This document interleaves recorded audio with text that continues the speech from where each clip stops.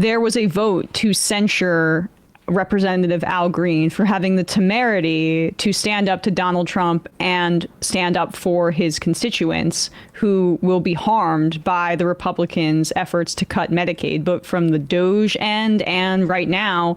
The CBO just basically said, even though they're claiming publicly that they're not going to cut Medicare, that to achieve the goals that they're saying in terms of offsetting the tax cuts that they want to provide for the rich, they need to aggressively cut Medicaid and Medicare to make that work. There is no way around it. So they're lying as they're attempting to do this. So that's why Al Green stood up and showed some mettle and stood in the middle of Donald Trump's address and said, you have no right to cut Medicaid. And this has been met with like wide praise by the Democratic base, but not by guys like David Axelrod.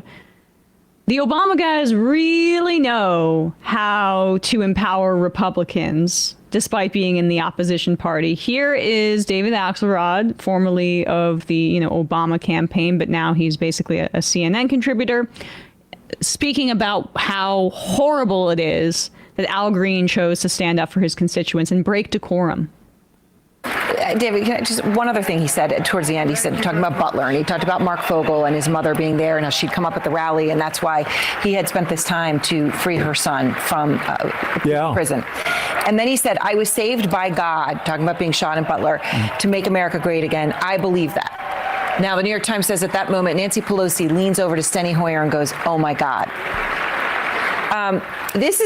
What is a moment like that? I'm sure that's an emotional moment that connected with a lot of people. I just want to, 160 years ago tonight, Abraham Lincoln gave his second inaugural address. He said, with malice toward none, with charity for all, with firmness in the right as God gives us to see the right, let us strive on to finish the work we are in, to bind up the nation's wounds. What a different spirit that was. And that was after a civil war. So it's one thing to mind our differences. It's another thing to try and heal our differences. And that is, that's the difference between real leadership and political expediency. Would it have been healing to stand for Mark Fogel? Might have been. No, I agree. You are absolutely right. DJ Johnson. I will do what you will not. Ooh. I will say, I think there were times when they should have risen. I think what Al Green did was despicable. I liked Alyssa Slotkin's speech. I think that's where Democrats should go. That doesn't obviate the fact that you shouldn't exploit our differences. You should try and solve problems and heal our differences. I don't see that inclination on the part of this president. Okay. So he called Al Green's protests there despicable, and it's no shock that he liked Alyssa Slotkin's pro-Reagan, anti-Cold War speech, or whatever the hell she was talking about, which was a disaster.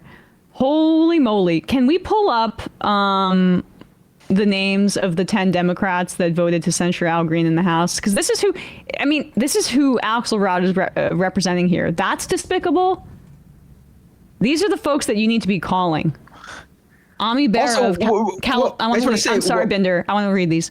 Ami Bera of California, Ed Case of Hawaii, Jim Costa of California, Laura Gillen of New York, Jim Himes of Connecticut, Chrissy Holohan of Pennsylvania, Marcy Kaptur of Ohio, Jared Moskowitz of Florida, Mary Glusenkamp Perez of Washington, and Tom Swazi of Long Island, New York.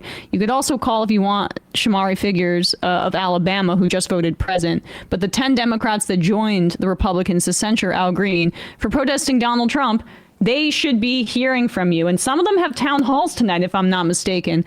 So here we go. Ami Bera, town hall tonight, a virtual one.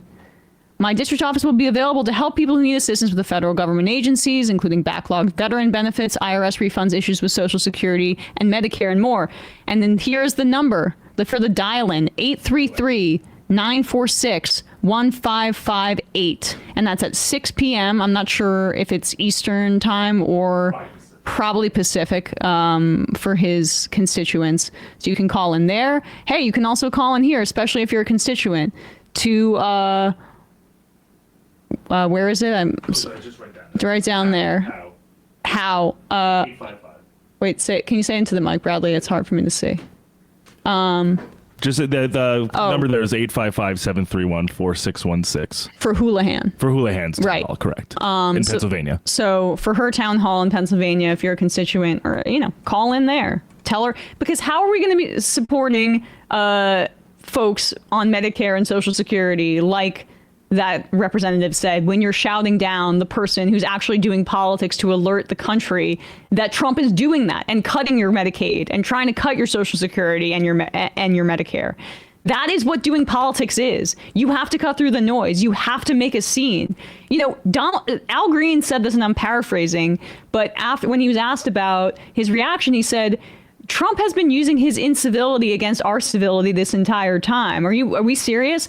Trump called Elizabeth Warren for no reason Pocahontas while she was just sitting there in the middle of his address to Congress. He throws out slurs on the regular. He's tweeting out AI videos of colonizing Gaza.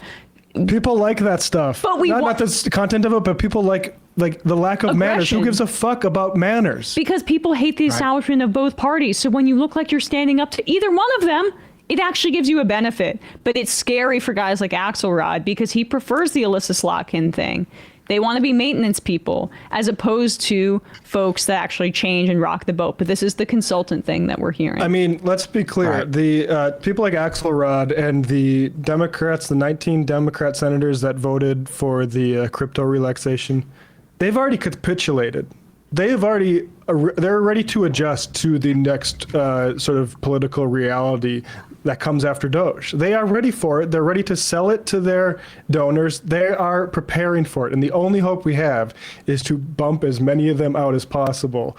I don't know if we can get Jeffries out, but we need to take some serious people down because they aren't, the reason they're not fighting it is because they've accepted it. Yeah, and I just want to correct myself because we put up a town hall that already happened yesterday, on Wednesday. But this is another one, right? Tom Swazi, 22 hours ago. So March 6th, that's today. Tonight at 7:30 p.m. Eastern. Tom Swazi hosting a town hall. You can call in, dial in at 855-962-1154 if you want to give him a piece of your mind. So Binder, sorry about that. I just wanted to get all that information out there for folks. No problem. I was going to add that don't forget that Hakeem Jeffries is the leader of the Democrats in the House. Yeah. And he apparently gave them no official recommendation on how to vote on that. He basically, didn't make sure that Democrats were lock in step in literally defending one of their own who stood up to Trump. So I think he bears some of this blame too. I mean, obviously the 10 who voted to censure him, Al Green, are all to blame on their own. But Hakeem Jeffries was missing in action as the supposed leader of the House Democrats. Yep. So I think even if you aren't one of the constituents of one of those 10 people, you can still call the Capitol switchboard 202-224-3121. Give them a call and tell your member of Congress, I would like you to do what Al Green did. Why didn't did you walk out of Donald Trump's address? Did you take the opportunity to stand up for Medicaid or health care or Social Security? Why didn't you do what Al Green did? 202-224-3121. Ask your member of Congress why they didn't stand up and walk out and make a show of standing up to Donald Trump, who's doing an authoritarian takeover of many parts of our government, is trying to immiserate many, many people who rely on our already threadbare social safety net so that his crypto buddies and he can get rich. Ask your member of Congress why they didn't do that, and then say, I wish Al Green was my representative, or acts like his would be deployed more by the Democratic Party. And that's my recommendation here, because if we don't use our voices, the consultant class represented by that perspective laid out there by David Axelrod will win the day, and we can't have that. So, it's amazing because Al Green isn't some hardcore leftist in the House. He's a Democrat. Yeah. But he stood up, and the Democrat to Trump and the Democratic base, as far as I could see, broadly reacted positively to this. They've been dying, it seems like to me, for someone, because this is all Democrats have really at this right now. Mm-hmm. These symbolic actions to just show that they care and they're going to fight. Right. But so many of them can't even do that. They can't even muster up the care, the to show that they care, let alone act on it. Yeah. I mean, that's like the sort of opportunity for the left here, which is that even standard Democrats, there's no alternative. You have to go.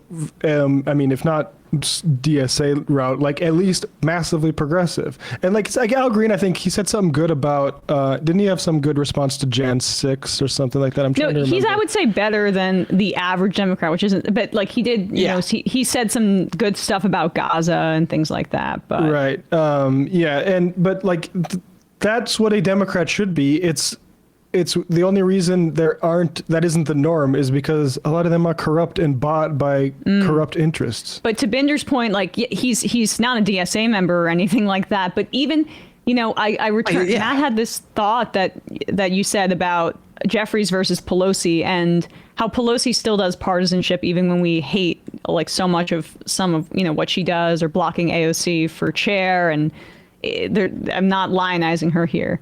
But she did her political career preceded Citizens United and the unleashing of money in our politics that has happened over the last 15 years. And she's a politician where Jeffries is a investor relations guy. And right. And so she actually was just like a better fighter in general. Right. And you have to wonder, like, some of these new crops of Democrats, they're just entirely neutered because they came into political office during an age where corruption has basically been legalized. And we see the end point of that, which is a literal billionaire being the shadow president, the richest man on earth, looting our government for his ends. This is the Citizens United presidency. This is the privatization and the corruption presidency. This is what we have wrought because we haven't addressed so many things, but including our campaign finance system. All right. You'll get no pushback for Pelosi love from me. I know. Well, we're glad we had you on. I wouldn't talk badly about your girl while you're here. It's true, though. Like, she was better at doing the job than Jeffries. And honestly, she does have better politics than Jeffries. I mean, I know people might be hard to believe for people, but Pelosi, for who she was actually more in line with what a Democrat should be than the current slate of a lot of Democrats. Like, honestly, the current slate of like the vast majority of what we got in Congress right now. So, I think we're going a little bit backwards here, honestly. I mean, even when you look strictly at the Democrats, it's bad. Well, that should put the accelerationism theories to rest, right? Because I was told by some folks after 2016 that Trump would be better for the left because we would elect a Bernie or Elizabeth Warren in 2020. It looks like our whole country is backsliding into a right-wing reactionary moment, as is the party. So, I mean, the Bernie movement itself came after 8 years of Democrats in power. So, I mean, what does that tell you? It tells you, yeah, right. Being in power is the only thing that really matters. And messaging. Because these liberals take every bit of wind in the sails that they get from Republicans in office, they spend it on their corrupt interests. Yeah. Democrats literally took all of the capital they got from the Roe versus Wade thing that was still carrying over into the general, and they sent it on a aircraft carrier and gave it to Bibi Netanyahu to fire it at Palestinians. It's like that's a summary of the last 3 years, actually, between the midterms and the election. That's what happened. Yep. I mean, October 7th happened. And then we did a genocide, and all the people that would have had like the moral standing to vote for Democrats because of abortion were like, I'm staying home. Also, why are my eggs so expensive and why can't I afford my rent? It must be the people in power. And what are you actually doing about abortion rights besides hoping that we can, get one of these Supreme Court justices to die if you win an election again? Like, Biden looked at the midterms and saw it as confirmation that their resigned sort of play dead approach to Roe versus Wade being gutted was the correct one. Yeah. All right, guys. Sorry, no more time for calls. I'm sorry for keeping people on the line. We'll take some calls tomorrow, I'm sure. Wasting your minutes on the majority report. I know. I'm an asshole. Tater Tot says, thanks to Matt for letting me know about the event with Fateh and Wansley this past Saturday in Minneapolis. It was great to meet him, and I plan on canvassing for him. Fateh will also probably be reaching out to come on for an interview. Oh, that's awesome. We should do that. Tom Lofink, happy Majority Report Day. Here in Britain, just before Trump's address to Congress, a Trump ally went on BBC's current affairs show Newsnight and started out by berating the host for interviewing supposedly far-left Democratic Congresswoman Delia Ramirez just before him. Oh, my God. Also, Emma, how do you feel about the fact that you hurt Tim Pool's feelings so badly he sponsored a NASCAR and deliberately sabotaged it? We did see that car, which was very funny. Hey, what happened? I missed this. Yeah. Tim Pool's sort of like semi-pro NASCAR car crashed. There's a Timcast car and it crashed. Oh, I think we played it on the show actually last week. We did. Yeah. I mean, Jason in Minnesota says kind of missed in no more calls. I'm sorry. We're trying our best. 240. We got a lot of people. Yeah, it's 240, and especially when we have a few more voices, so everyone we're trying to balance it all. I apologize. Oh, I see the video now, which the title is amazing. You guys really did a number here. Does Tim Pool's NASCAR have bald tires? I think we stole that from a even more clever IMer, or at least repeated it. They may have said it in that video. Well done. The tires on his NASCAR don't have the ridges in it. It's just completely smooth all the way around. That's why it crashed. Yeah. Ryan in California, Axelrod, Lincoln gave his second inaugural during the Civil War, you effing tool. Kentucky leftist, Emma, this is why I only recommend you and Francesca Fiorentini, the women I know. My sister is gay and your advocacy is powerful. The emotion you've shown before really cuts through and how much you really care. Furthermore, social politics are nothing without class analysis. That's why the Gillibrands, Kasparians, and tons of other libs of the world miss. You cannot build a winning coalition without a class analysis. Keep up the work. Good work, MR. Appreciate it. That's what intersectionality is. It's an inclusion of all of those things together. And I may be clumsy about it, but sometimes I try to, at least I try to put forward an intersectional analysis that includes class, race, gender, all that. Springtime for Elon says, I'm a religious anti-Zionist Jew surrounded by Zionists in my community. Anytime I talk with friends about aligning with the left, they respond with, they need you as a token, but if no one was watching, they'd take any opportunity to murder you. It's just such a juvenile take. I think that is how they feel, those committed Zionists. But they're wrong, and they're brainwashed. They are completely brainwashed. Hey, folks, don't forget to hit the subscribe button and check out our daily show. We do it every day at 12 p.m. Eastern for about 2.5 hours. We even take phone calls. You should check that out.